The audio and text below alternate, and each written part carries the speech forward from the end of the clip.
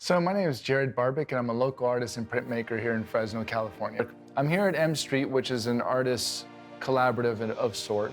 I'm also part of the Fresno Printmakers Guild, the Yosemite Western Artists Association, which stretches all the way out to Oakhurst and further. I think one of the best ways to support artists is to buy their work and help them move forward in their career. One of the things that the Fresno Printmakers Guild has really strived to do is they offer an online platform for people, and so all of our artists are able to show images online. We do an international online show that's juried every single year. Online, you have a much larger exposure to people, so more people can view the work. And I would definitely say that online exhibits give you the ability for people to see the work at the privacy of their own home and at their own time.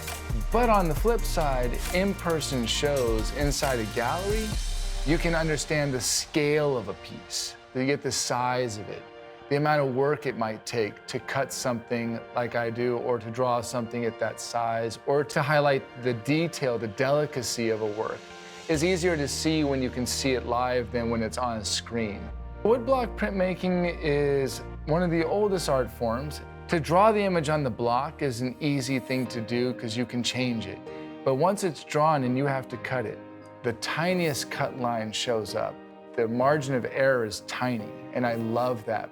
It means that you really don't have a whole lot of room to make mistakes. And whatever you do, whatever your final product is really what you created. Ironically, I never did any printmaking at all for the majority of my artist's career. A friend of mine, Jason Bonilla, that's a printmaker and an artist locally, gave me a block one day and said, give it a shot. After that, I really never stopped. That's been 5 years now. Woodblock printmaking is challenging. So many things have gone digital that to go back, for the lack of a better word, to an analog state, to go to something that's very tactile and visceral and that requires you to actually really maneuver and work with a medium, was really appealing to me. Printmaking lends itself to black and white in a big way. It's got a long history of black and white. I only use color. I use it very rarely, and I use it only if I'm going to emphasize something. For me, with having bold images or compelling images and having to have that black and white contrast, it really worked with the messaging. A lot of the work that I do is, it has an intensity to it and also a delicacy to it. The work Molding Monsters that I did in 2017 that really addresses kind of like being careful what kind of messaging we give kids is a big one.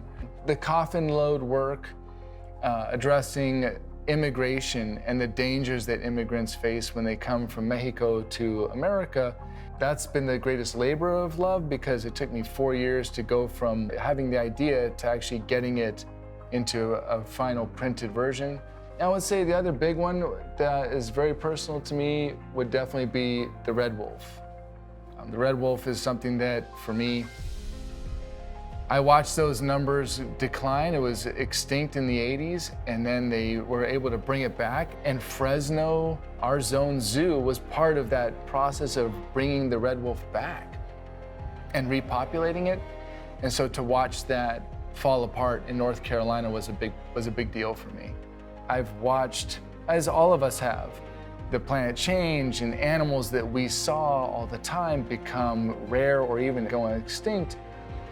And if we just don't do something about it now, there's really going to be very little for us to enjoy later. And since humans have had such a huge impact on it, on both the planet and all the animals and life that are here, I really wanted to bring awareness to what the current issues are so that people can get confronted by it or engage those issues in a different way, other than just seeing the news.